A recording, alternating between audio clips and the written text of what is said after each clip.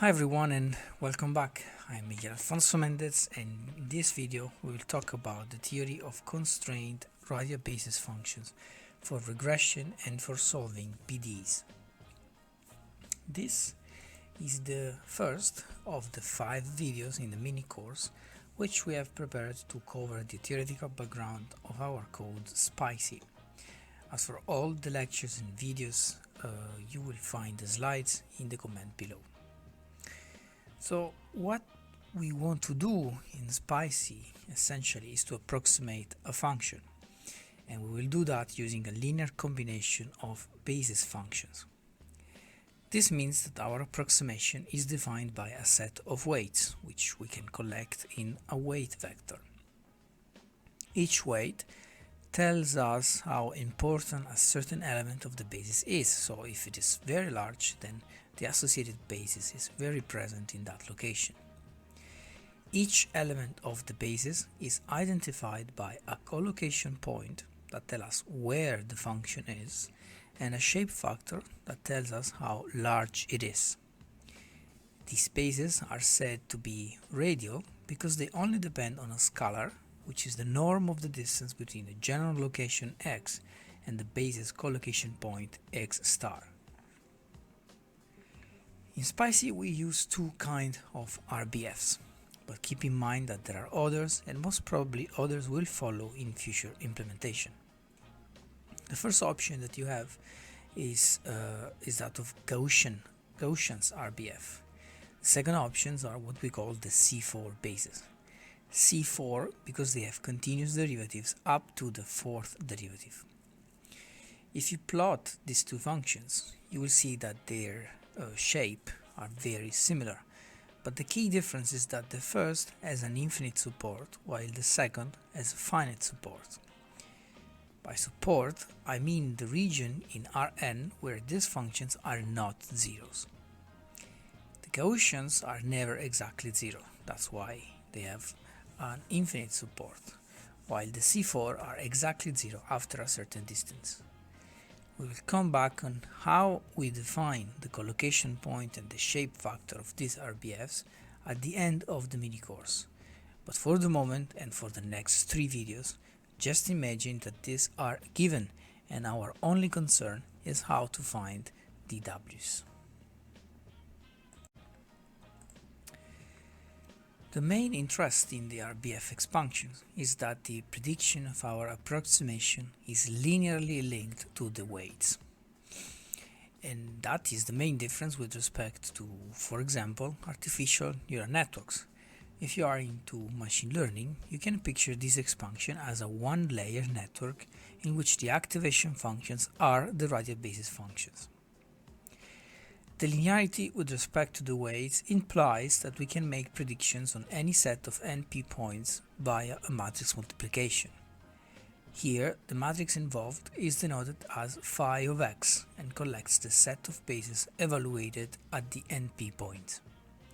So this matrix is of size NP times NB, where NB is the number of basis functions.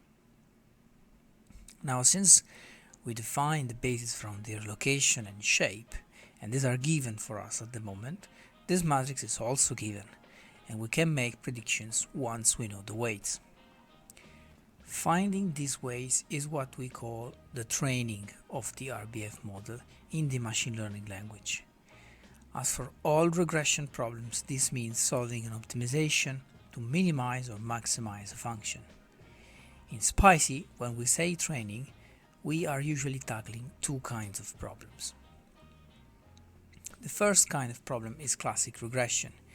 This is what we will use when we want to perform regression and super resolution of velocity fields produced by PAV or PTV measurements. In this case, we have a set of training points, or labeled data as we say in machine learning, in which we know the value of the functions because these are our measurements.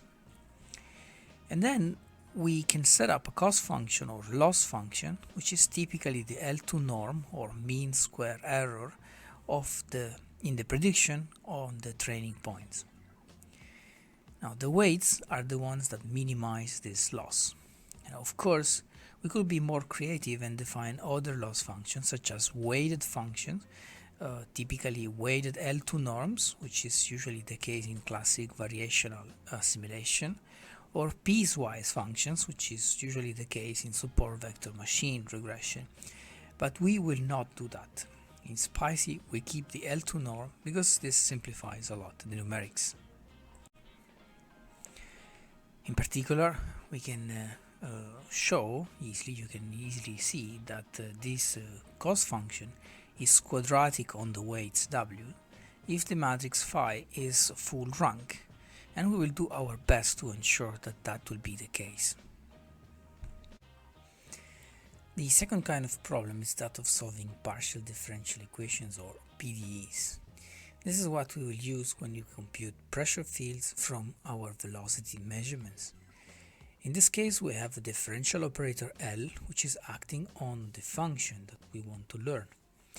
The general template implemented in SPICY is that of an equation in which the result of our operator L acting on the function must be equal to a source term S.